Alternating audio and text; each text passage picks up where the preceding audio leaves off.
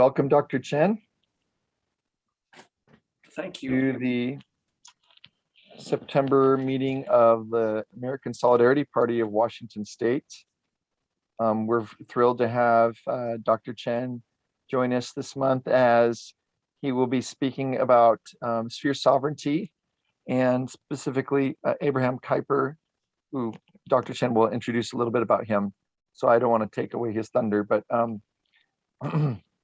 I got a chance to find Dr. Chen through the wonders of the internet. I think it was ResearchGate. You had an article that had been posted some 9 or 10 years ago on interest groups. That rabbit trail led me to a wonderful just chance to hear your voice and your interest in the political thought of Kuyper, and then making some connections to now, to our day.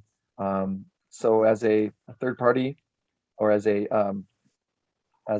party in Washington State that seeks to understand how to build common ground, with common sense, we're seeking ways to understand more of background to this really fascinating idea, and we're excited about you sharing with us tonight. And for those who can join us later by hearing this recorded message, or who are able to join us in the next few minutes. So welcome on behalf of the American Solidarity Party of Washington State. Great. Okay. Well, thank you very much for that introduction, Brian. And I want to thank Brian Husling, and specifically, and also the American Solidarity Party of Washington for inviting me to give this talk. So I'm going to share my screen. Okay. Got it. And just before I get started, some housekeeping things. So right now in Bellingham, where I'm zooming from, we have very strong winds. And so throughout the day, I've had maybe 2 or 3 times our lights have flickered a bit. So it is very common for us to lose power when we have very strong winds here. I think if that happens, then I think according to Zoom protocol, it's going to kick everyone out. But I think then, John, if you could restart things, I should be able to get back on. Fortunately, I do have battery power for my laptop and the Wi-Fi, fortunately. So I think we'll be able to continue our meeting. Okay. So, anything, let me see. It's always good to follow the agenda. Yeah, okay, so have that. And again, I just want to acknowledge people who may be watching this online or at some later time. Thank you very much for your interest in Abraham Kuyper. So the title of my talk, oh, I'm sharing already, okay, sorry. The title of my talk is Abraham Kuyper and Sphere Sovereignty. It's very plain and simple, but I think that catches the essence of today's topic. And to the right, I think actually, can people read the text? Is it big enough? Okay, if it gets small, too small, then let me know. I think I can adjust the size, the zoom. Well, to the right of this slide, I put the cover of a book, Abraham Kuyper, Modern Calvinist Christian Democrat, because I thought it was appropriate. First of all, it's a pretty good picture of Kuyper, but from what I understand about the American Solidarity Party, which actually I'd never heard of prior to my meeting with Brian, from what I understand, actually it has its roots in Christian democracy, Christian democratic parties in Europe. And so I've read a little bit about the Solidarity Party, and I thought it was appropriate to include that picture, which talks about Kuyper as a Christian Democrat. So let me move on. Oh, I guess I should. I can't remember, but again, it's always good to follow the agenda. So my name is Professor Paul Chen, and I teach in the Political Science Department at Western Washington University. Give me just a second as I move everyone's faces to the top of the camera. So it looks like I'm actually looking at you rather than to the right. So let me see if I can do that. Okay, that's great, that's working.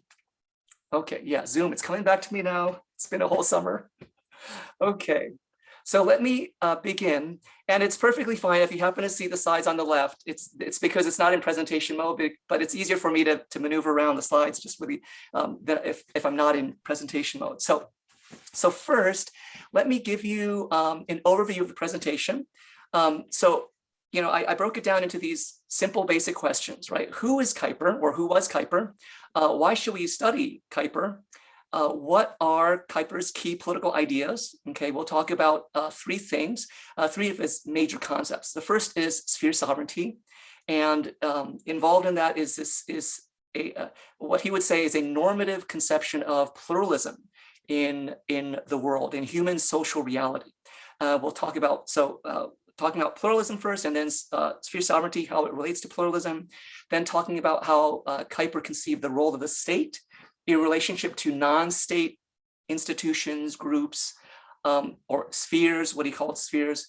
And then we'll conclude with a discussion of of a certain conception of justice, which has been translated into public justice. And we'll talk about how that might be different from other conceptions of justice. I'll spend a little bit of time, if we have time, to talk about how I think his ideas might contribute to today's politics. If we run out of time, I'll just sort of leave it to the Q&A for people to ask more about that.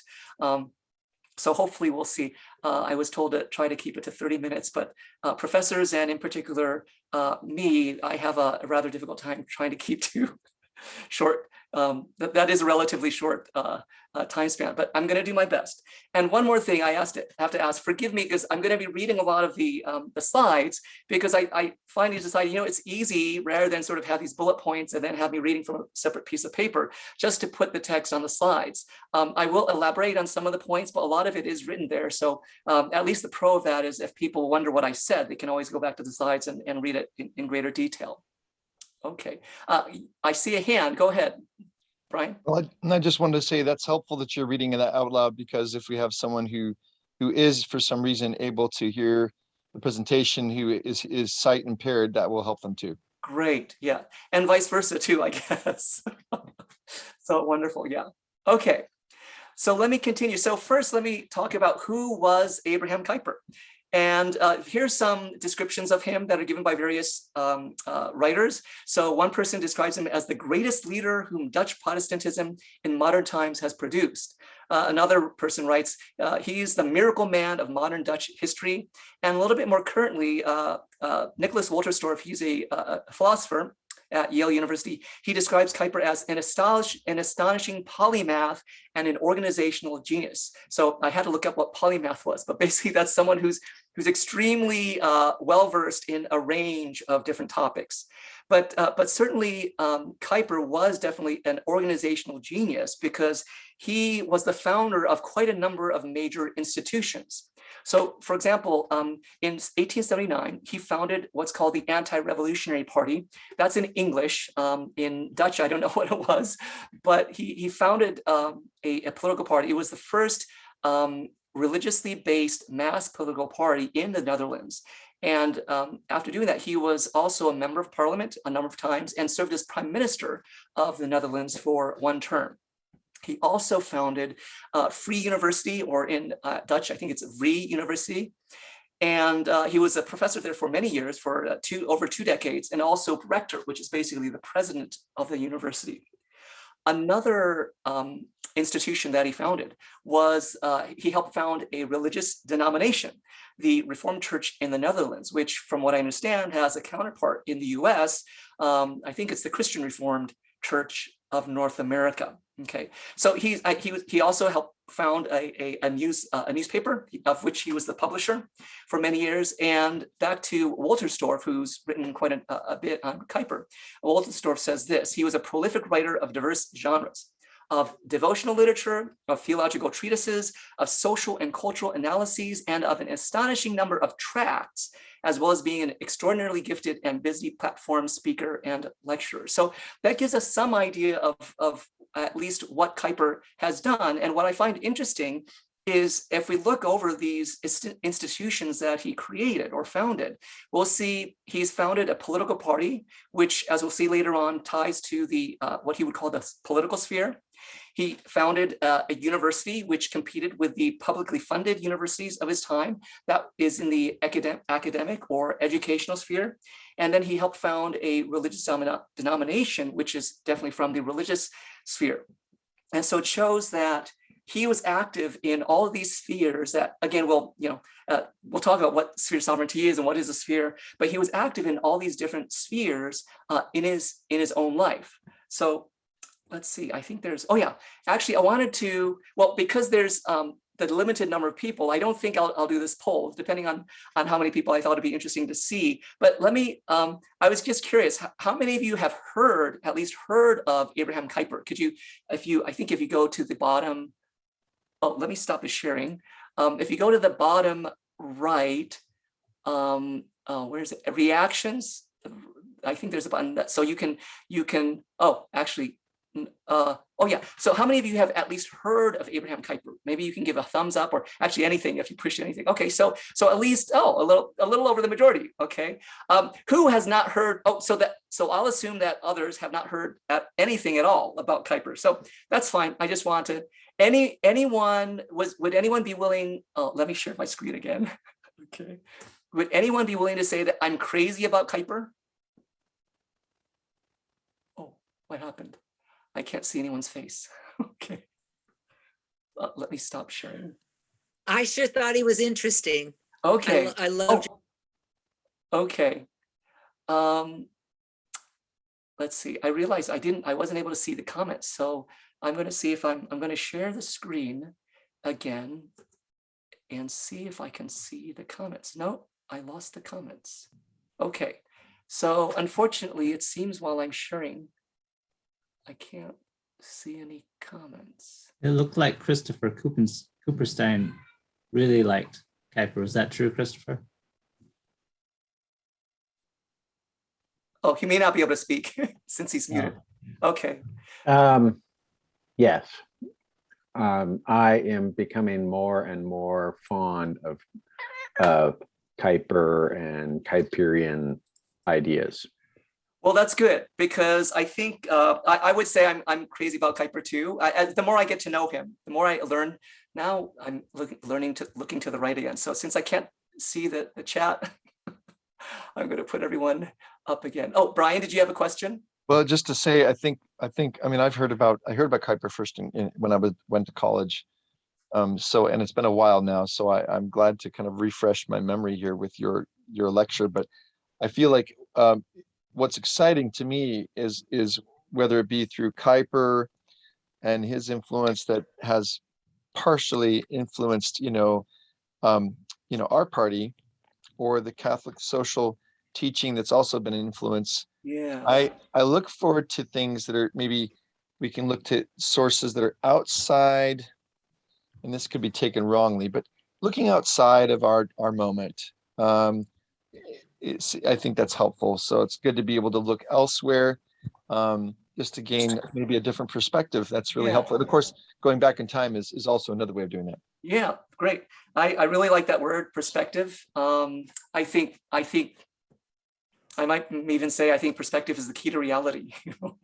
We all see the world from our own perspective. We can't do otherwise, and so it's good to try to do our best to see things from different perspectives, because I think that's the only way we can come to know the fullness of reality. So I'm getting too philosophical. So let me get back to the slides. Oh, okay, I've been sharing. Okay, so well, I was going to say to Christopher, those who are crazy about Kuyper, I think we're in pretty good company. So I'm not going to name all the names here, but I highlighted some of the names that I'm more familiar with. And if you happen to see a name or two that you're familiar with, you might think, well, this person supposedly said that Kuyper has influenced their own thinking. I got this from Wikipedia, so it's nothing, you can look it up yourself. And so I was thinking, well, why study Kuyper? If you happen to agree with or enjoy the writings or thoughts of one of these persons, you may want to see what they have to say about Kuyper.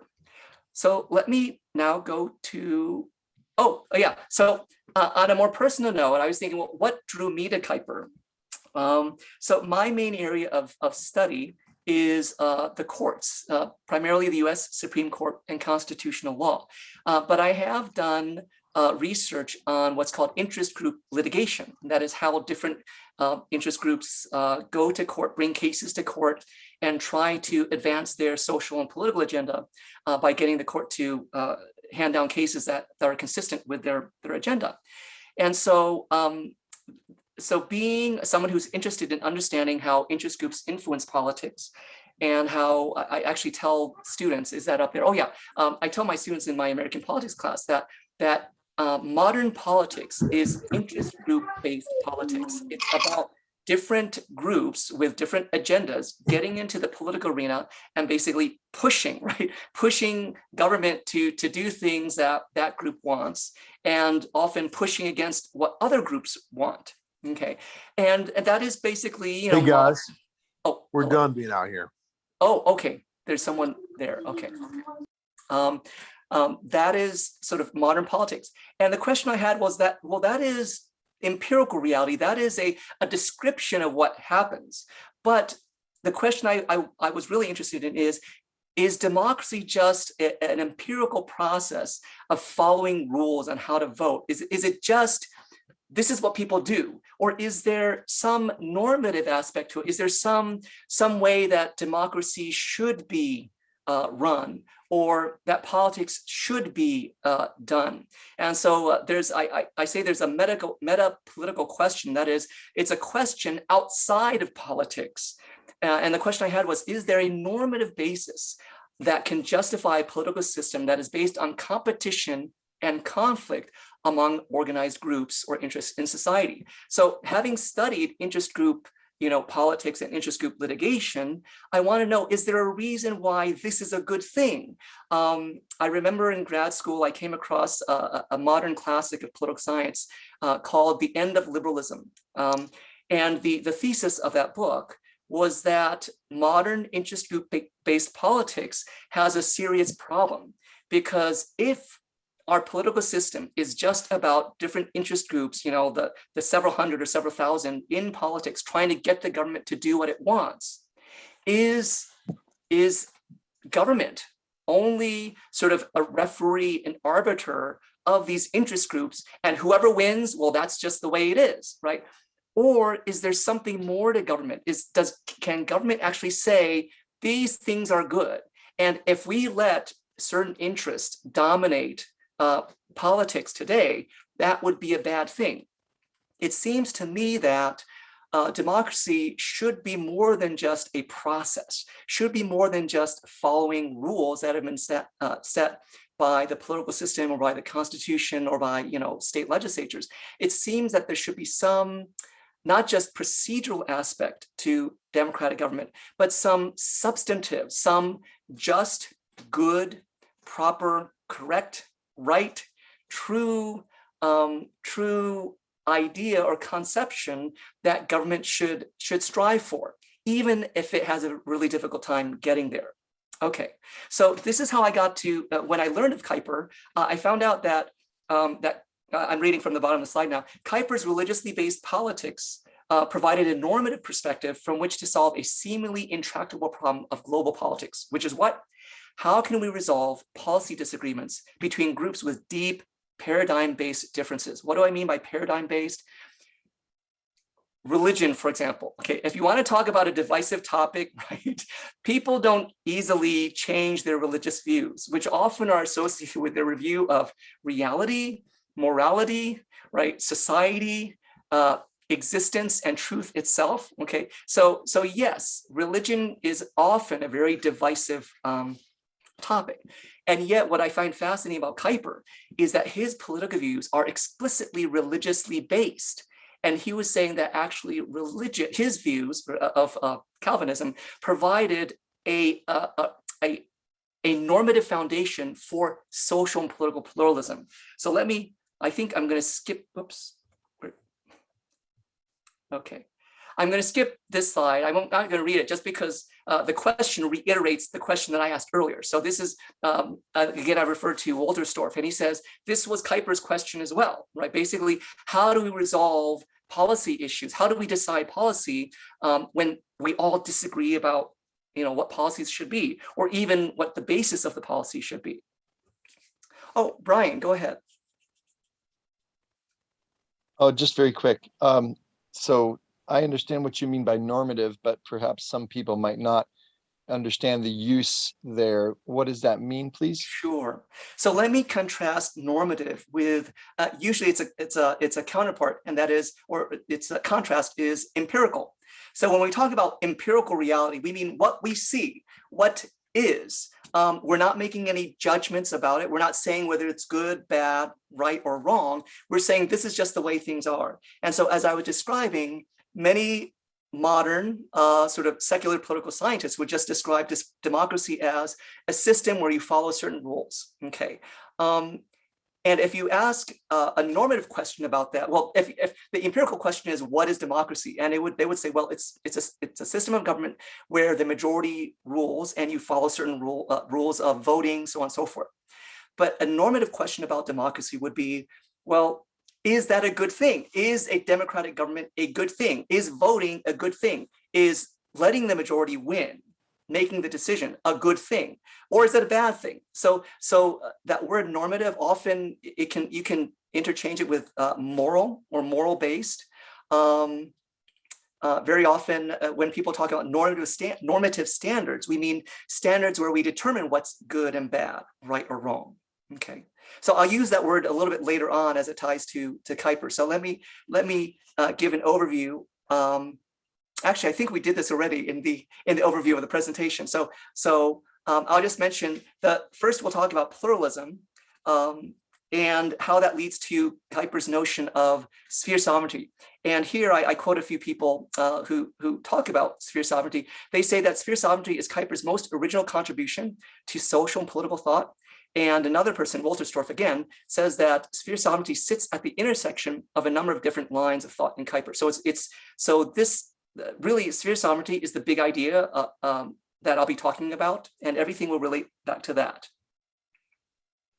So let me just say that before we get to sphere sovereignty, Kuyper's notion or concept of sphere sovereignty arises from, is founded on his belief, right, his religiously held belief, that all of reality and human social reality, right, human society, human culture is by nature pluralistic. That is, it's characterized by diversity and difference and variety. And I added there because God made it so. Okay, and I don't know how many people may disagree. Well, why is it that if you're not a religious believer, you would say, well, evolution, that's fine. Evolutionary is also pluralistic. There's different species, even within a single species, you have variety. And so I'm not sure how many people would deny or reject the idea that reality is by nature pluralistic, meaning there's a huge variety of things, of everything. Okay. Now, what's interesting about Kuyper is that he didn't just acknowledge that pluralism in reality as an empirical aspect. It's like, that's just the way things are. He actually believed that the nature of reality is pluralistic because, well, God made it so, but why would God make it so? And he would say, because there's a reason why there is variety and difference and diversity. There's a reason for it. And so he saw it not just as a description of what we see, but also as part of what God's will for the created order is. So God created a world that has variety, that has differences. And it's easy to get very theological about this. If during the Q&A people want to talk about this, we can get into it. But I'll mention that here another writer of Kuyper talks about Kuyper's entire social ontology, which is this really philosophical word. Ontology is basically the study of sort of the nature of things, or the being of reality, or the being of something. So basically, social ontology is basically Kuyper's understanding of human society. Okay, how he conceives of the nature or the reality of human society. So Bolt says that sphere sovereignty arises from his view, his conception of the world, of reality as being pluralistic. Okay. So let's begin sort of fleshing out this idea of sphere sovereignty by asking first, well, what does he mean by a sphere? Okay. And I think there are other words that we could use which would work equally well. So let me just read this. So humanity's first of all, let's talk about where do these spheres come from? Okay, how does it arise? So according to Kuyper, humanity's innate powers of development spontaneously bring about families, tribes, cultures, civilizations, along with innumerable activities and pursuits within innumerable and distinct yet overlapping what he called spheres. And I inserted there realms, you can think of that, or fields, or topics, areas, aspects of life. So there's nothing, I don't think there's anything special about his selection of the word sphere, but it's just this idea that there are certain different aspects of life. And actually, I should stick with the agenda, right? So for example, he thought of science or research as one sphere. So I think this is from, Walter Storff, who's quoting from Kuyper.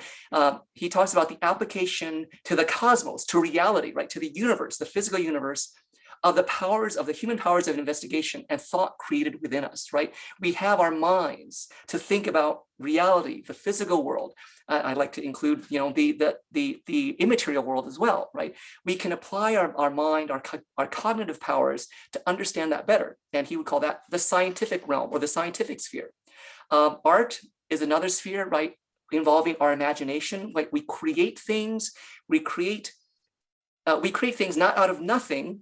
But if you think of it, right, when someone creates poetry or creates a painting, right, in a sense, we are creating something using the materials that we've been given in this world, and we do create something that did not exist before, okay? So, and other realms, business, politics, education, these are other, what we would call spheres or realms or fields.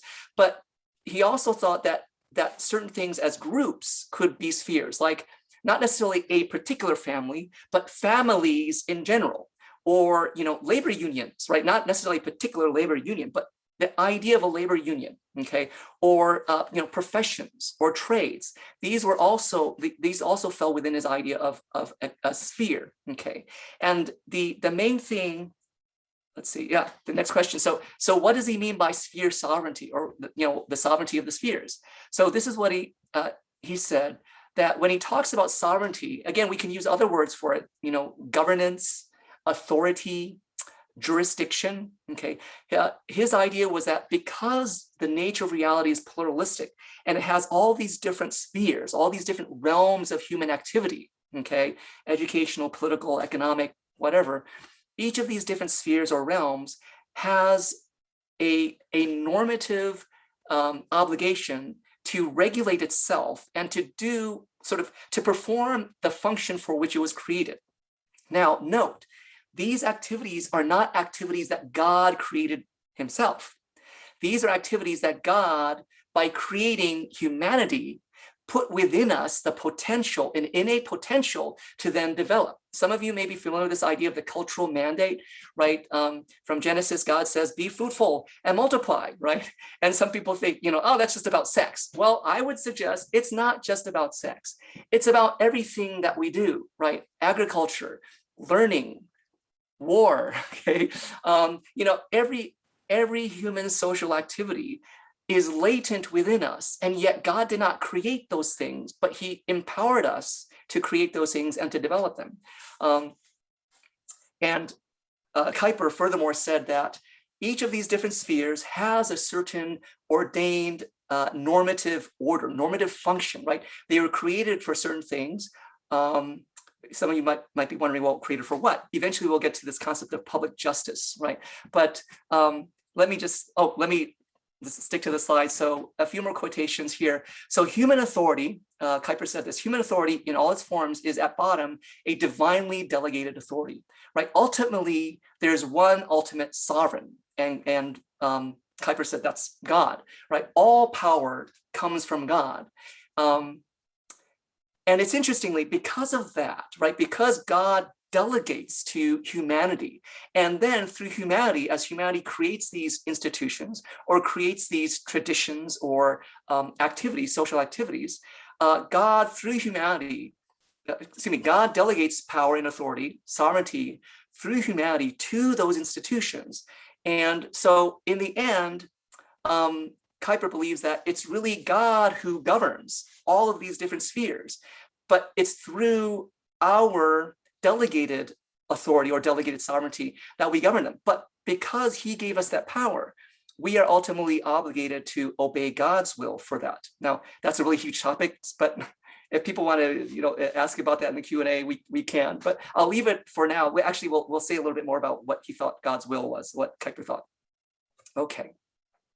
I'll just point out for now that one of the questions that's arisen is, well, are these spheres separate or do they overlap? And Kuyper very clearly said that they can overlap. In fact, many spheres can overlap over the same activity or the same person. So I'll give an example here.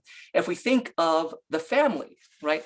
According to Kuyper, parents have a God-ordained duty to educate their children, to raise and educate their children. However, in modern society, we have public schools. And so parents now delegate part of raising their children, of educating their children to public schools. Of course, they don't have to do that, right? They can homeschool, they can, in most states, they can homeschool or send them to private schools. But the point is, because both the educational system and the family, okay, have responsible or have obligations to care for their children, that's an example of an overlapping sphere, or an area that has overlapping spheres, right? Because the parents are responsible to care for the children, but also the education system. And we can also add the political system also has duties, right? If either the parents physically abuse the children or the school does that, then the modern law enforcement has to step in to possibly remove the children from that setting. Okay, so again, I think for the sake of time, I'll move on to I think talking about the state. Actually, I think we're doing pretty well on the time, so I'm happy to see that. So moving on from sphere sovereignty now to Kuyper's conception of the state, right? According to Kuyper, the state is also a sphere, just like the educational sphere, the academic sphere, but the state is a unique sphere. It's different from all the other spheres. So Kuyper said that, believed that the state is uniquely responsible for creating the broader context or framework for all other spheres and institutions. So Kuyper views this role as the state's organically and spontaneously emerging normative function. Now that's a mouthful.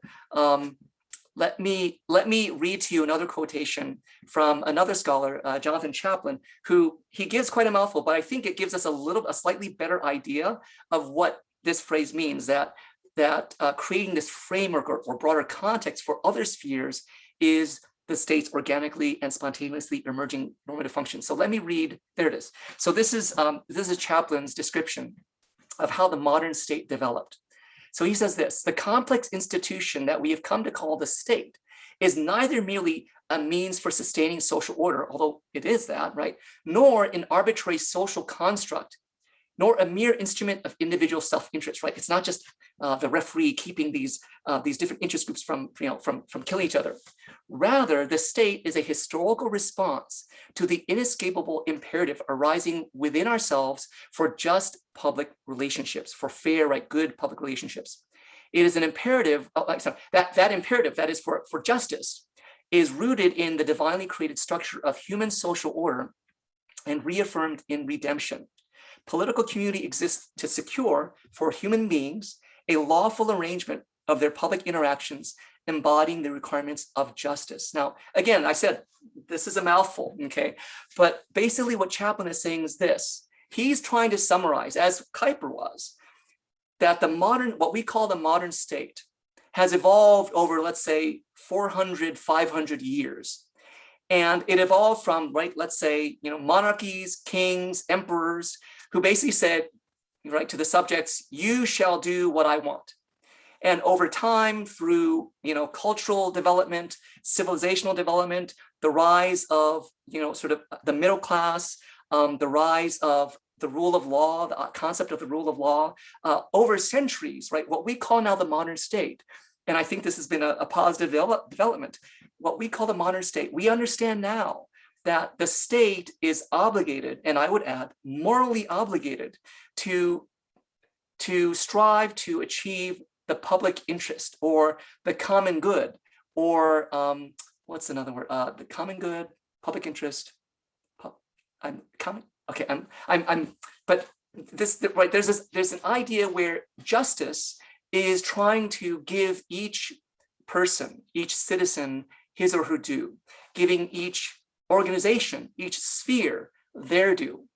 Let me go back and see if I want to. Okay, I'm going to move forward.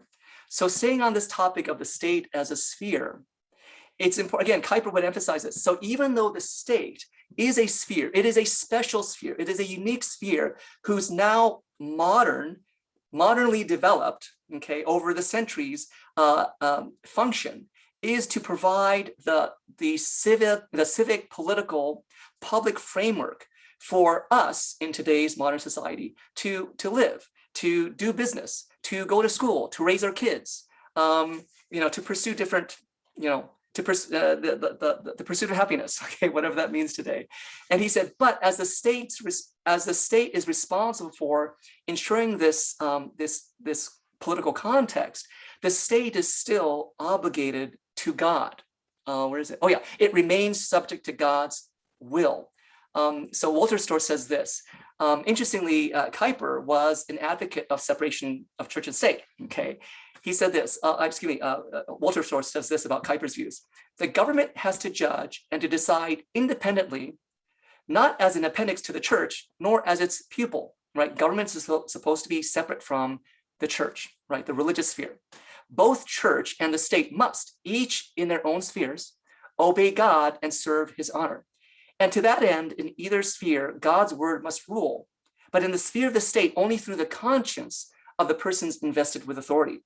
So this is just to elaborate on this. Kuyper was very clear. He was opposed to religious oaths used in public office.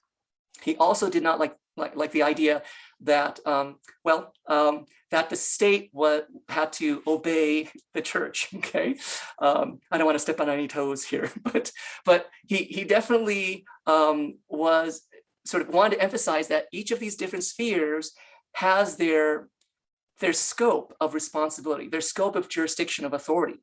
And I make this note. So we said that Kuyper established the Free University of Amsterdam. Okay, well, the reason he called it the Free University was that he wanted the university to be free, that is independent of both the state and the church. He wanted the university to stand within its own sphere as an academic learning and I think institution devoted to learning and knowledge. So I think it's quite telling that he named it the Free University, right? Free of outside influence. Okay. Now let me move to this concept of public justice. So this concept of public justice, we've touched on justice a little bit, right? When we're talking about sphere sovereignty, that one aspect of justice is making sure that these spheres don't interfere with one another. Okay. Oh yeah, let me read Chaplin's quotation here. So he says this. So Chaplin is writing in I think it's a Canadian article. So the spelling is a little bit weird. Recognizing this plurality within society, right, distributes power and authority across many centers of society, and so helps preempt illicit and oppressive concentrations of power in any one center. And I think this is very interesting. He says, so what's that center? He's not just talking about the government, but he says in Western societies, the economy or the polity, that is the political sphere, often has the concentration of the power, right? I think for quite a while, I'll put that aside because for the sake of time, but for, in Western societies, right, people tend to look to the state as sort of the primary sovereign. But he also mentions in traditional societies, right, more indigenous societies, he says, well, there, it's not the state because they don't have what we would call a modern state. What do they have? They have families, they have tribes, and they have religious communities. And so what would Kuyper say? Religious communities can be oppressive, okay? As I think most of us realize that, but this is over 100 years ago, and he's saying, hey, even though he believes that his religious views offer a strong foundation for his political views, he says, but be careful, okay? I also admit that religions can be oppressive, just as oppressive as states. So for Kuyper, I'm reading at the bottom, the state acts justly, that is, according to its ordained norm of public justice, when it respects its own limits by, among other things, doing other things, not infringing on the sovereignty or authority of non-state spheres, right? So as we said, the state is responsible for creating this context for the other spheres. At the same time, the state has to guard its own jurisdiction, not just from infringement by others, okay, but also preventing itself from infringing on other spheres, which I think is, we're more in danger of today, okay, at least in Western societies. So I'll mention, let me just see. I'll skip this again for the sake of time. I'll skip this. We can come back to it later, but basically, let me get to here. This last point. This is the final slide. So, what might Kuyper's political ideas contribute to today's politics? So, a number of things. First, I think that his recognition of the plural nature of society, and that it's not just that happens to be the way things are, but actually that there's a reason for plurality, for difference, for variety within human culture and human civilization. I think, for me at least, I find that very attractive, because ultimately, and this is something I teach my students in my legal philosophy class. It's only recent, probably like 3 or 4 years ago, it hit me what sort of my point. What am I trying to teach the students? Well, one is how to make arguments, but the second thing is a normative point, and that is this: that ultimately, all of reality is tied to normativity. We cannot escape questions of what is right, what is wrong, what is good, what is evil. Even scientists who claim to, I study chemistry, I don't deal with, morality. Oh, so how are you supposed to study chemistry? Can I just make up data? Oh, no, you can't do that. Well, why not? Well, you're not supposed to do that. Well, why not? Okay. Actually, scientists do make up data, okay? So I told that to students and they said, why would they do that? I said, I don't know, but they do, okay? Actually, I do know why. Because they're human, okay? They're just like you and me, okay? So I think I like the fact that Kuyper doesn't, what should I say? Yeah, he doesn't soft chew around this idea that yes, reality is normative, and good and evil is always a question that we need to ask, whether about government or about religion or about our own motives. Another point that I like about Kuyper's political thought is that he rejects this false neutrality of secular liberal theories. These are in some of the slides that I skipped over, but modern liberal theories, which tend to be secular, meaning they're not based on religion or theology or any sort of normative view of reality, they tend to say, oh, the government is the neutral, objective arbiter of competing interests. The government doesn't take any sides. Bull. Okay? The government always takes sides. Okay, and I think it's a good thing. And Kuyper would say that is a good thing because government has to take sides, right? If the government is going to create this context, government needs to take a side and say, yes, it is good for these spheres to do their proper function in society. And when they don't, if they infringe or if they renege on their duties, then we need to do something. Government needs to encourage them to be to fulfill their duties. And finally, I'll say this, and this is more of a personal point I feel very strongly about, especially in the last 4 or 5 years. I think the problem today in today's politics is this hyper polarization, right? I mean, look, in politics, we've always been polarized, right? There's 2 different sides, people, fight against each other. But I think today, most people would agree that there is a serious problem with this hyperpolarization. It's not just that you and I are different, but you're evil, or you're idiotic, or you're, ignorant. I mean, it's one of those, right? Either you're evil, or you're stupid, or you're dumb. Okay, yeah, there's a difference. Okay, but I think that's not my view, and I don't think Kuyper would say that. I mean, certainly he had his disagreements. Okay, but I think that what Kuyper advocates in understanding the pluralism of human social reality is that, look, we are different. And, I'll bring in a classical liberal philosopher, John Stuart Mill. And I would imagine Mill would disagree with Kuyper on a lot of points, but both of them would agree that, look, we don't always know what's the correct answer, or what's right, or what's true, or what's false. And so we need to, to see things from other perspectives and to value those other perspectives. And I think Kuyper would encourage a kind of genuine pluralism, right? It's not just, I like to tease students for saying that they're tolerant. I said, oh yeah, you're very tolerant, I'm sure, except of those things that you don't tolerate, which is, I think, true of all of us. Yes, intolerance of intolerance is still intolerance, okay? So I'm not sure there's a way to get around that. But let me end here. It's a bit of an abrupt ending, but let me sort of turn it over to other people and open the floor to questions. Okay. Oh, I'm sorry. Actually, I forgot. So I'll be happy to email people the PowerPoint slides, but on the last two slides, I just included some selected works about Kuyper or written by Kuyper. I won't elaborate on them now, but and also I mentioned 3 institutions, online sites that you can go to learn more about Kuyper and his thoughts. So now I'll turn it over to Q&A and maybe more questions from me. So thanks a lot. Yeah, just Can you go back to, go ahead. oh, I was wondering if you could go back to the slide, Sure. like your very last slide. Okay, no, Okay. go back one more, go back one more. Okay. Could you talk a little bit about public justice? Sure. So, there are, if you ask a philosopher, a political philosopher, they can tell you there's many different kinds of justice. There's some of you, may have heard this already, right? There's distributive justice, commutative justice, retributive justice. Nowadays, there's what's the word?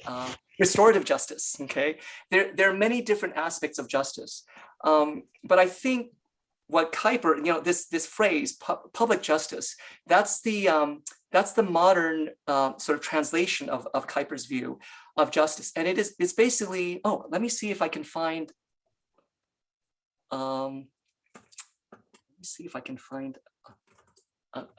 quotation, which, okay, well, I don't want to spend too much time finding it. If I think of it, but this idea of public justice, it's, oh, actually, look, I'll look in my, oops. So there's an institution with the name of public justice. I think I might quote it here somewhere. Okay, maybe not. Okay.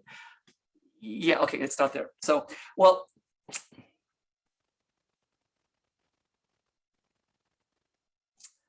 oh, actually, let me read this. I skipped this earlier. So here, okay.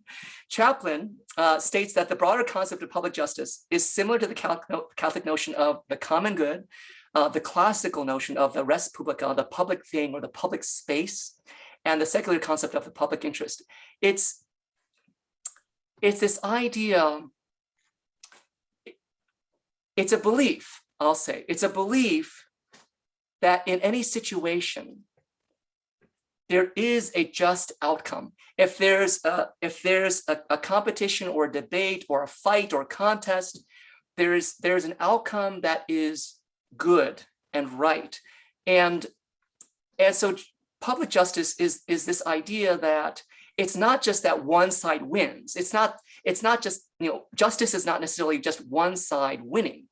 It's the idea that, for example, the government provides a court and attorneys and judges to hear cases where there are disputes. And so the creation of that context, of that framework, that legal political framework, to allow people to argue with each other as opposed to kill each other, okay, that is a good thing. And that is an aspect of public justice that is provided by the government. It's this idea that it is like relating to the common good or the common interest, right? It is the good that we believe that applies to everyone equally, right? It's I'm thinking of various phrases like it is the good that we would all hold to, even though in particular instances we may not be the specific beneficiary of that good. So as I said, like the court system, okay, or law enforcement, right? Law enforcement is not supposed to just protect certain people, but protect the community, right? It protects the community by helping individuals in specific cases, but really the, maybe the sphere of law enforcement, of corrections, maybe its normative duty is to protect the community. Yeah. So I'm not sure if that helps. Yeah. An example of that process might be I'm in Southeast Washington, Okay. and so the Snake River Dam debate is forefront on our doorstep. I also work for one of the public utilities as well. So the process for evaluating all the stakeholders, the tribes, the river itself, the farmers, the wildlife, the salmon, all of these stakeholders get a seat at the table when discussing the issue of generating electricity from dams. Yes. Rather than one individual group Right. winning. Or an interest group. Yes. And so that, yes, so the concept of lots of interest groups being there, lots of interest groups participating is true, but I'm seeing the government role as being the arbiter and making sure no one gets to shout louder than anyone else. Yes. And no one gets to steal from another without just compensation. Right. So Yeah. that's an example. Mm-hmm. It's really, I'll be honest, right? Justice, the word itself, we're trying to understand Kuyper's conception of justice. Justice from any angle, okay, any angle is difficult to define. But I think the value of these words, and this is something I teach students in my own class, right? Words mean things. Words mean many things, but words cannot mean anything. And so, yes, we can use different words to mean different things. We can use, and a single word can mean many different things, but it cannot mean anything. I was once on a committee and we were trying to come up with a name for a new committee. The committee was trying to come up with a name for a new committee. Yes, that's what committees do. And so, because this new committee is going to come up with a curriculum to promote, this is the phrase, diversity, equity, and justice. That was called. And after arguing about what should we name it, one guy said, almost frustrated, it doesn't matter what we call it. Okay. And I didn't say this, but I was thinking to myself, actually, you don't mean that. Because I know if I said, well, let's call it, hegemony, inequity, and injustice, I'm sure he would say, oh, no, we can't call it that. Well, why not? You just said, it doesn't matter what we call it.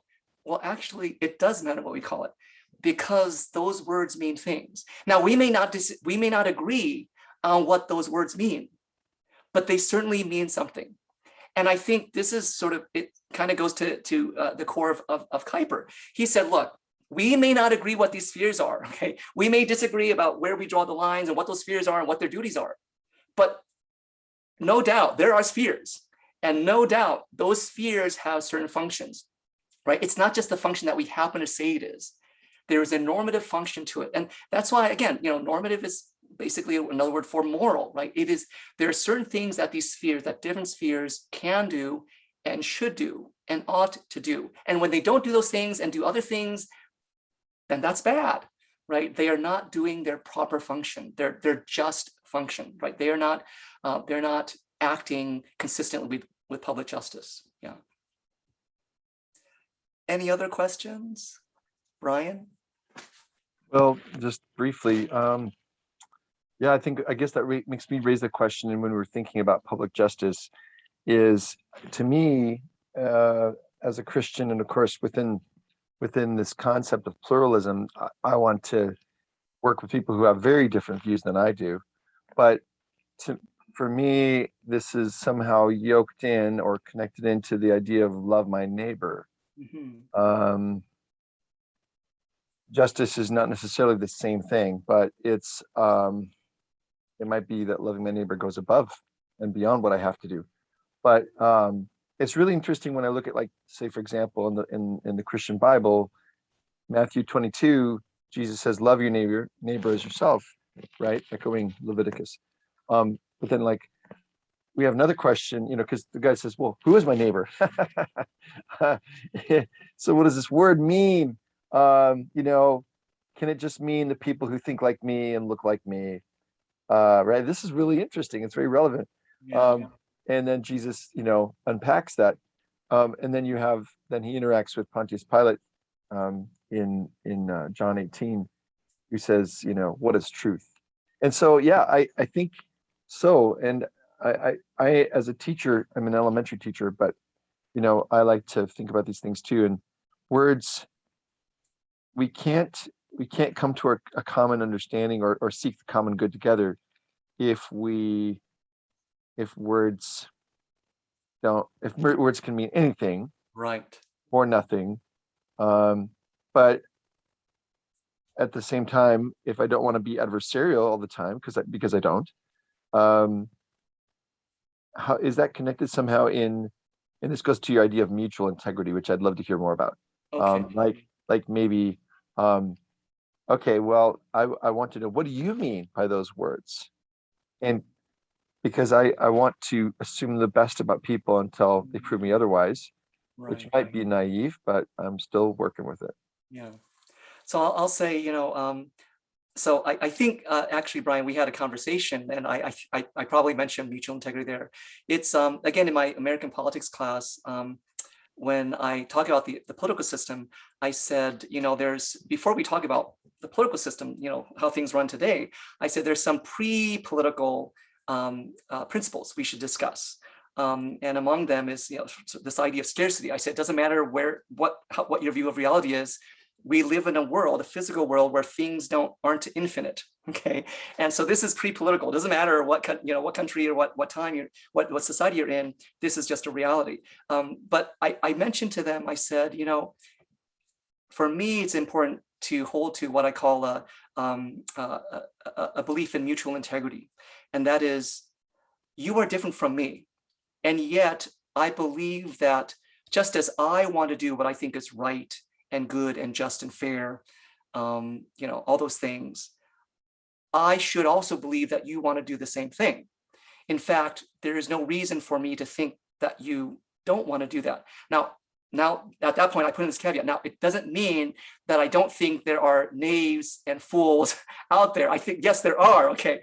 But I don't think that's a good premise to begin from. That assume everyone hates you, everyone wants to kill you, everyone is an idiot, okay. Some schools of thought actually say that, right? Assume irrationality, okay.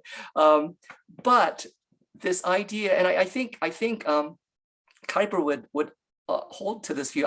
I'm sort of stretching because I'm not sure, I can't quote him on this, but he, during his time, he also lived in a religiously pluralistic Netherlands, right? There were Jews, there were Catholics, secularists, and I'm trying to think. Oh yeah, and his own religion, Protestants, Calvinists, and he found ways to work with all of them. In fact, something I'll just throw out there. I'm usually not so much into specific policies, but one policy he was in favor of. It's actually specifically, they call it pillarization of Dutch society. And my understanding is that from the 1900s until the 1950s or 40s maybe, Dutch society was composed of these specifically religious or social pillars. There was the Jewish pillar, the Catholic pillar, the Protestant pillar, and the Muslim pillar. And each of these religions had their own parallel civic institutions, political institutions, educational institutions, media institutions.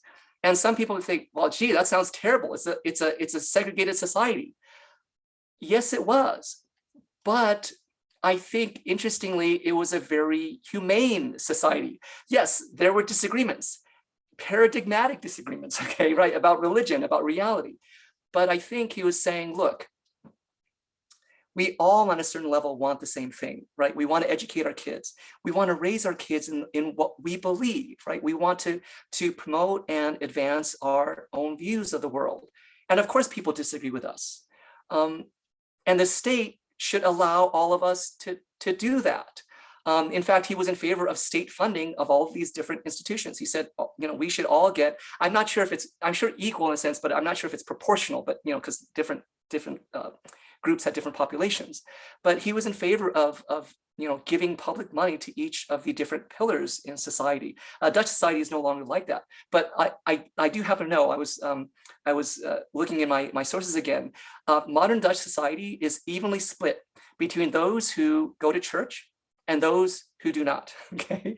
And yet it seems like a fairly well-regulated and cooperative society, Now, I don't know, some people may think that's terrible, right? If you have a society, right, in the US, we say, we're divided right down the middle along political ideological lines. And some people think that's terrible. But from another standpoint, I said, hey, if we're not killing each other, that sounds pretty good, okay? Now, I think we can do a lot better than just not kill each other. But I do think that that recognizing the humanity in other people, even though we really don't like people who might disagree with us, and that's not just a problem for religious people. It's also a problem for non-religious people as well. I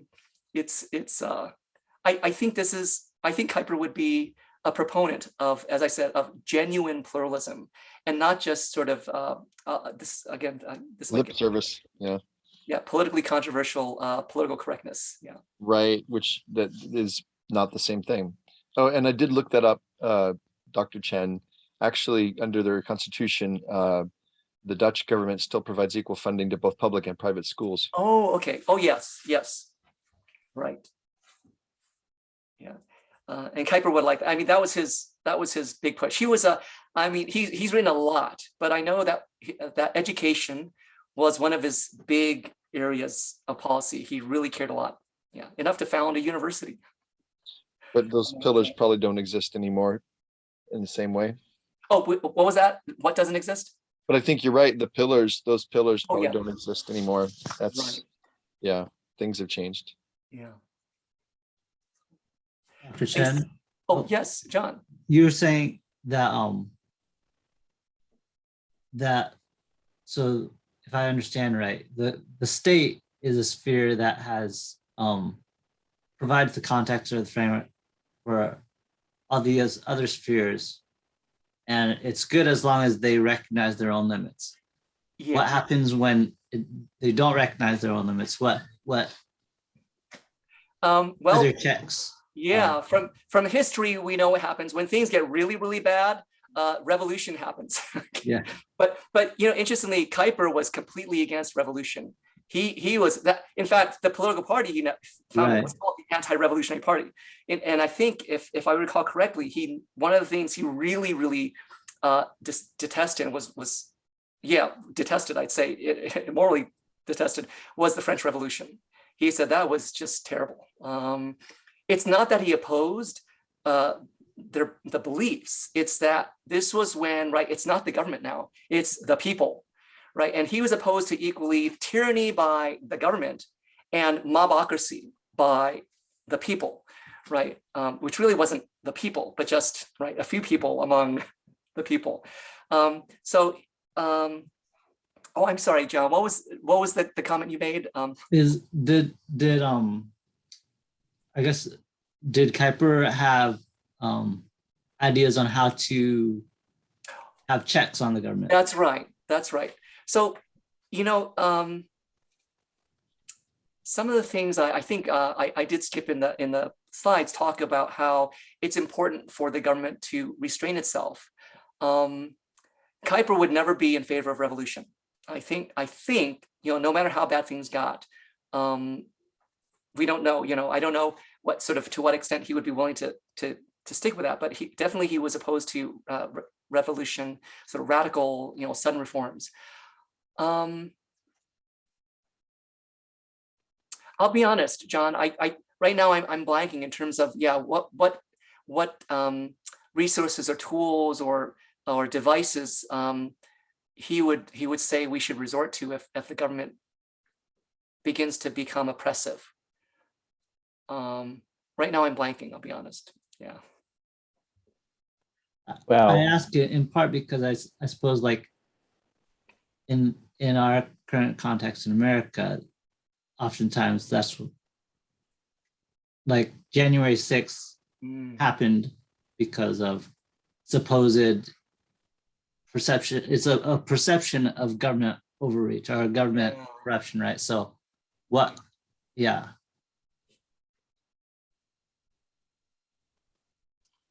Wow, that's really people relevant.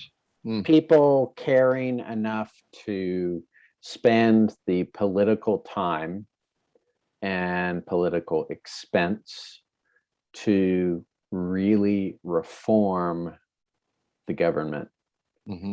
I'm thinking of the period of time when Reagan rolled back all these policies and tried to restrain the government, and to some extent Trump's idea of, for every new rule you put in place, you got to remove two, which to his credit, he was able to largely accomplish.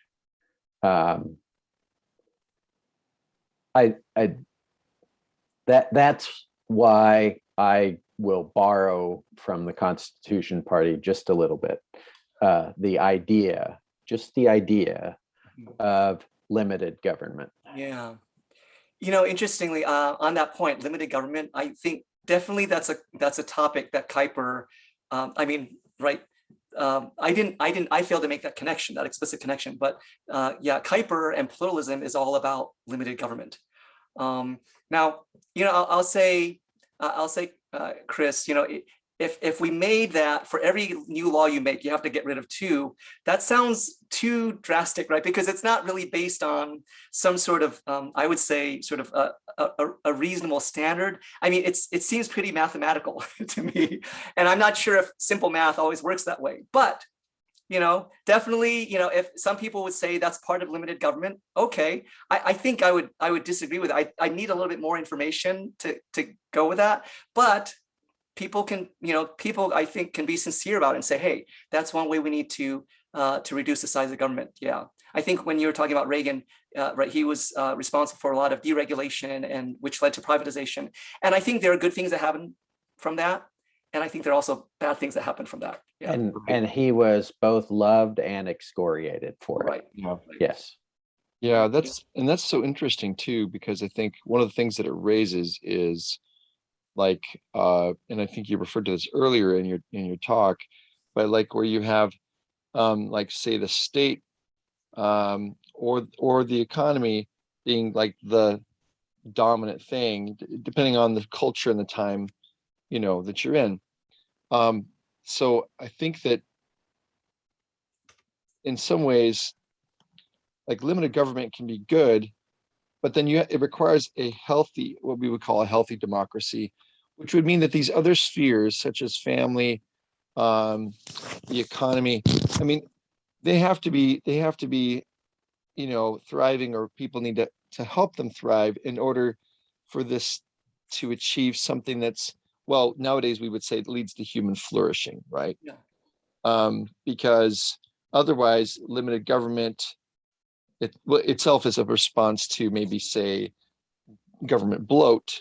But then limited government itself on its own, although I have libertarian leanings, I think that I can see how that can also go, it can be negative if there's, where's the safety net for people who are disadvantaged?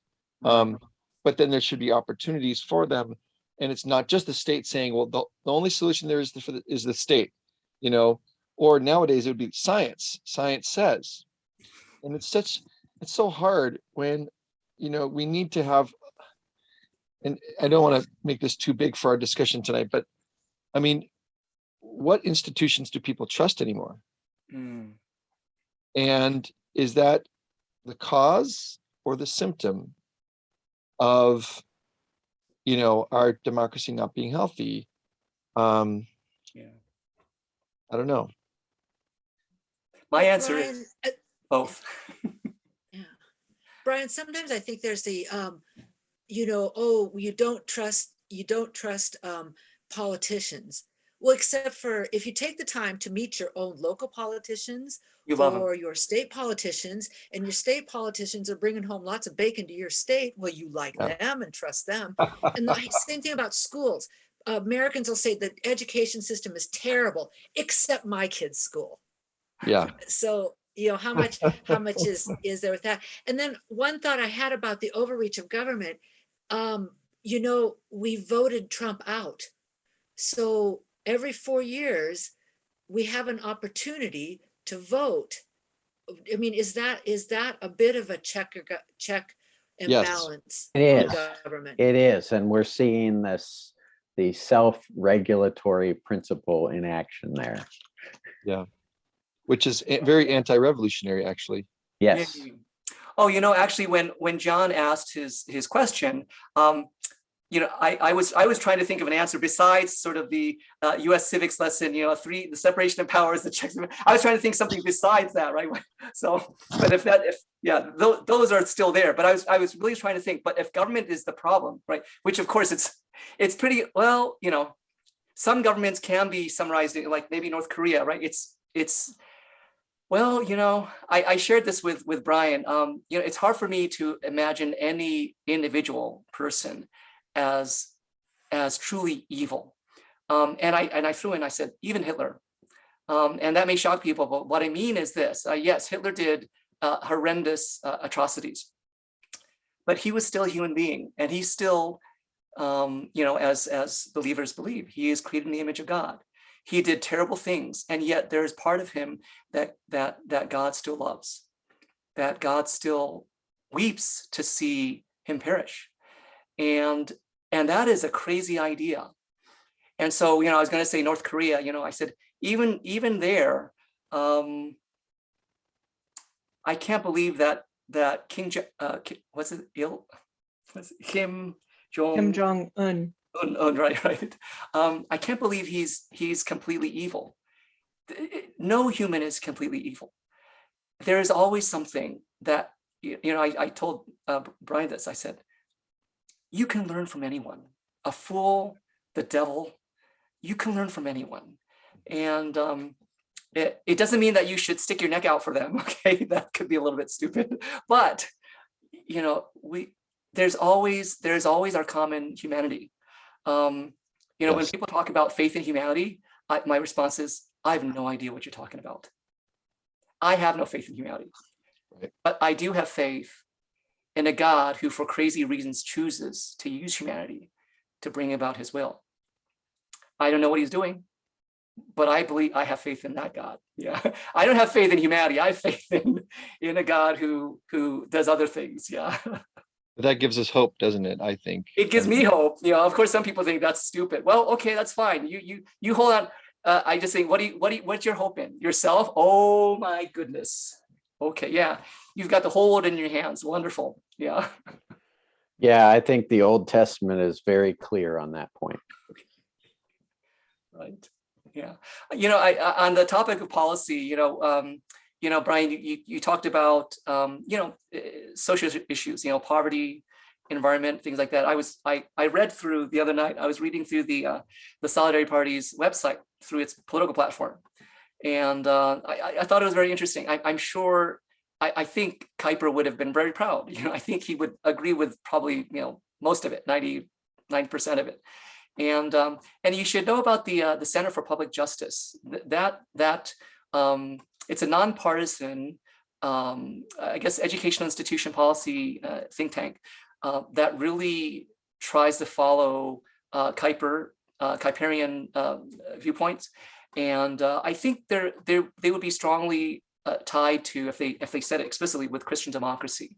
And I think you would find it's very consistent with the ASP's platform.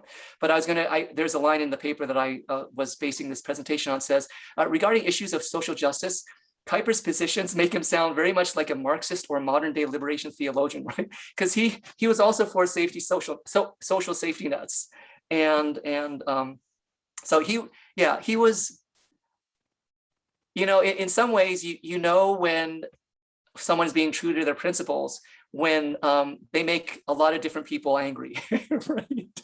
Both the left and the right. Yeah, right. And I have a feeling, I suspect that you members of the ASP probably feel really torn and sort of stuck in the middle. I feel that way myself. I'm not a member of the ASP, but I do often feel torn in the middle. And I like to say that sometimes in a fight, the most radical position is being in the center. Mhm. Yeah, no, that's good. Yeah, I think for various reasons and from different journeys, we've all come here. And one of the things that I really appreciate about the American Solidarity Party is that on some aspects, they're much more progressive than in terms of, ideally, than the Democratic Party. And they're also more maybe life affirming or deeply invested in human flourishing and conserving more than the Republican Party. And Yeah. it's not about being better or superior, but it is about I love that Kuyper, again, this is his perspective. This doesn't have to be whatever everyone else shares, but the catechism in the church that he grew up in, the Heidelberg Catechism, the first question is, what is your only comfort in life and in death? And the answer is it's kind of almost, it grates on American ears. It's not what we're used to, because the beginning of this is, what is your only comfort in life and in death? And the answer is that I am not my own, but belong body and soul to my faithful Savior, Jesus Christ.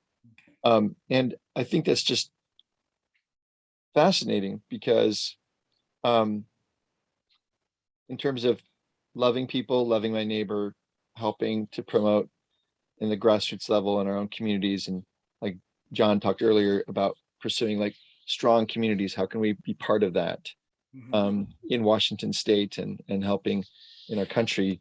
So many people on one side of the political spectrum want complete autonomy over their bodies, but the other side of the spectrum wants complete autonomy over maybe their finances with no accountability. And it's not about this kind of unfettered freedom, but it's about how are we interdependent and how can what we do actually benefit others. So that's really fascinating, to think about, rather than just a collection or an aggregation of individuals. E pluribus unum takes on a new meaning, perhaps. Right.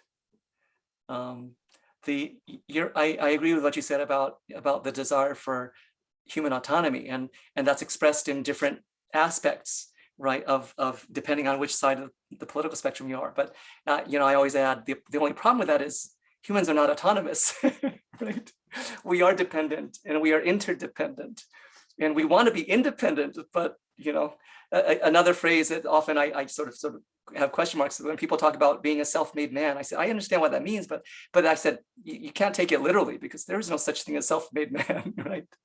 Yeah, or self-made person or a self-made anyone, right? Again, bringing it back to Kuyper, it's this idea that we, it's a fascinating thing that we are created in the image of God, whatever that may mean. But I believe part of that means that we have power to create, but we also have power to choose. Just as God chooses freely, we also can choose, and we can choose to do things that, we can choose to sacrifice ourselves, and we can also choose to sacrifice other people for our benefit, and different situations call for, different sacrifices. But it's so complicated. Life is complicated. And one thing I try to get across in my American politics class, which a lot of it, there's younger students, freshmen and sophomores in it. And I try to teach them that the most important thing they can learn from my class is not the stuff in the textbook, but just how to talk to one another. small group discussion. I said, this is more important. I tell my TAs this. This is more important than what they learn from the textbook. Just being able to talk with one another. And unfortunately, maybe part of it, part of the factor that contributes to this inability to talk with each other is, the texting, right? The media revelation, social what's it called, social media. But it's also this view that, oh yeah, the other side, they're just stupid or crazy, and well, you know what, they could be, but you know what, we don't know everything, right? As you said, we are not our own, and that's really, the funny thing is we all want to belong to something bigger than ourselves, whether you believe in God or not, right? We all want to be part of the team. I think of the Lego movie. I love the Lego movie, right? Things, everything's awesome when you're part of the team. Yeah, we all think that. Doesn't matter where we're from. We all want to be a part of our team. And I'll stop there because it's going to get theological. Yeah. May I ask a question? Heidi, yes. I was curious. Certainly, he must have known of the Declaration of Independence, even being Dutch. I mean, by that time, people, I looked in it. I saw he was born in 1837, so that was enough time.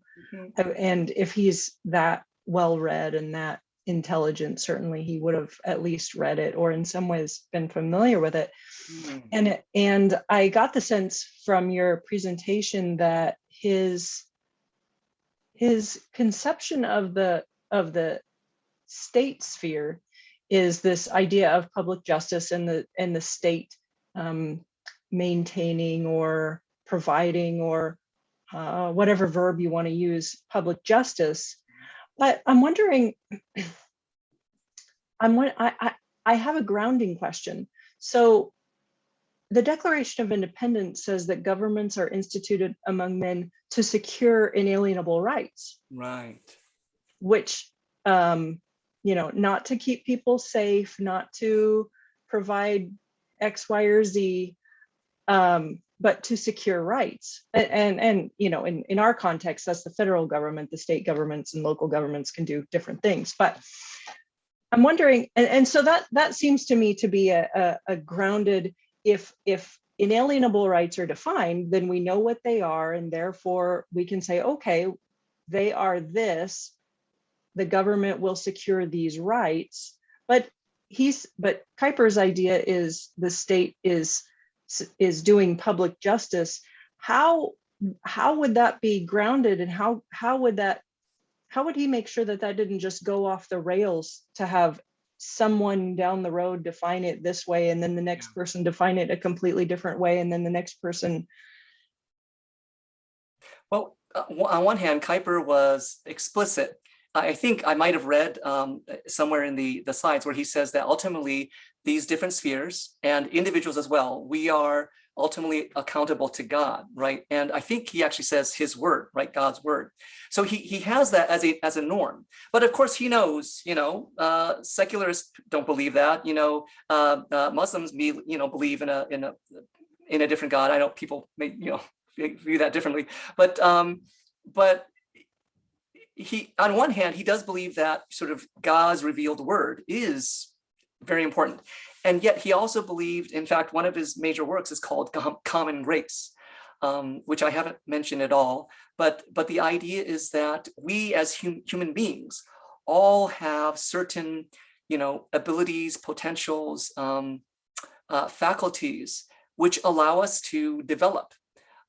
He also believed, though, that because of human sin, some of those faculties, are stunted, are distorted. Right, being a good Calvinist, he would believe that.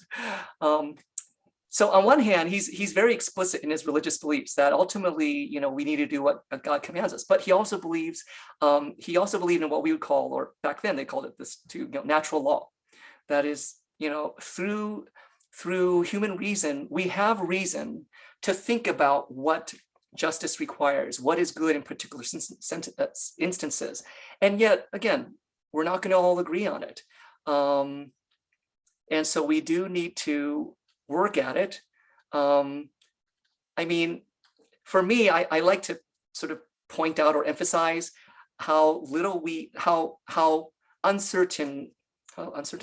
how little certainty we can have about what we think we know. I tend to push that because I tend to think that most people assume that what they know is true. Hey, I assume that what I know is true as well. But for me, it's always really just an assumption. And so, so I think Kuyper definitely, because of his religious beliefs, believed that ultimately God is the standard. But he also believed that we use our reason, and we communicate and talk with each other, and we can argue, and we apply the scientific sphere and the political sphere and the educational sphere and all these different spheres help us understand what is reality, what's true, what's not. Yeah, I don't know how certain he was of things that I mean, certainly I think he was pretty adamant about his own religious beliefs, and yet, yeah, I'll have to stop there. Brian? Well, just kind of following on from that, Heidi, it'd be really interesting to explore. Okay, so the language there, right, is to secure the inalienable rights, right? So going to the preamble to the Constitution, we, the people of this United States, do ordain and establish, right? So maybe part of it is kind of exploring, and if I were a philosophy and history and a political science major, I would be wondering, well, if perhaps what they hit on through common grace is that the founders were looking at how the sphere of government is to secure those liberties. The sphere of the family is to raise, people as kind of civically, like, to understand that they're part of a community, and this is where they begin to understand what those liberties are, and maybe modeling those liberties and looking at how do each of these spheres, what do they do to protect that? Because as I teach my fifth graders as well, the government does not give those liberties or invent them. They are recognizing that these are, as we would say, God-given. So, but they do secure them. They have a role there. And so what do each of these spheres, what role do they have in human rights? That would be a really interesting project. Yeah. There's that infamous phrase, well, conservatives would find it infamous, right? Hillary Clinton, decades ago said, "It takes a village. It takes a village to raise a child." I've said this, I think, at least once in one of my classes. I said, and supposedly, I think Dan Quayle came back. No, Hillary, it takes a family, right? And a few later on, some occasion arose, and I told my students, I said, both of them are wrong. Both of them are wrong. It doesn't just take a village. It doesn't just take a family. It takes a whole freaking cosmos. It takes everything in the world, right? Because, you didn't create the family. You didn't create the village. You didn't create the earth. You didn't create the sun. Okay. Right. So it's,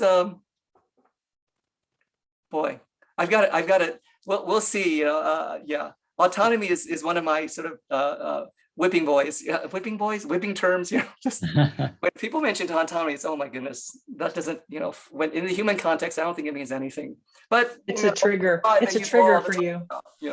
Dignity, autonomy, yeah. I think that's a great word though, because as a political party, it provides us perspective on the humility that we need to have as we enter into politics. Yes. That this sphere is just that, it's a sphere, and it's not the entirety. And so as that should give us as a political party some perspective, and humility. So, and I guess for different people, right? Some people live for their sports team. Other people, it seems more and more, other people live for their political party. And I was thinking, well, that's understandable if you have nothing bigger than those, right? I mean, if you think that's what gives you identity, it's natural. I can't remember who right? I'm sure a number of different writers said this, right? You are what you worship. And if you worship sports, or money, that's it's understandable why you'll chase after those things. So, it's in my view, it's a good thing not to think that your political party is all important. Yeah. And even specific issues, I remember the first time I heard this, and definitely this is going to grate against conservative views, right? The family can be an idol, or, can I say, abortion can be an idol. Yeah. Either way. So I guess, right. And an idol is anything that takes the place of God. And so in that sense, I guess anything can be an idol. If you reduce all the spheres down to one sphere and absorb them, yeah, that's where it's unhealthy. So I love this idea of pluralism. I think that's a good takeaway from tonight, is that a concept of pluralism as Kuyper understood it was not that nothing is absolute, but that baked into the very structure of creation is the sense of which the marketplace, or whatever you want to call it, there's all these different areas and arenas, and we need them all, and we can't just collapse them all into my tent or this particular one, because we need each of them to exert their authority and their jurisdiction without overstepping that. So thank you so much, Dr. Chen. Yeah. Well, thank you very much for your questions and the time. And I'm glad the power didn't go out. I did see it flicker once or twice, but yeah. Yeah, we really appreciate you taking the time and helping us think through sphere sovereignty in greater depth. So we really appreciate that. And I wish you more power to the American Solidarity Party. I mean, I was surprised to hear. I guess it was only less than a decade ago it started. So I'm not an activist. I'm not a political activist, but I do respect people who do the hard work of grassroots mobilization. I can study it, but that's just not me. But thank you so much for doing what you do, especially during the COVID pandemic. It's so important that we continue doing what we're doing, and just right. I told my students, whatever you can do, you need to do it, because that's what everyone else is to do. Because people talk about the world coming to or the world stopping. No, it hasn't. The world has not stopped. It's going on because people are doing what they're doing, and so we need to do that too. Yeah. So thank you very much for all that you're doing in your busy lives, your family lives, and your work too. Have a good night, everybody.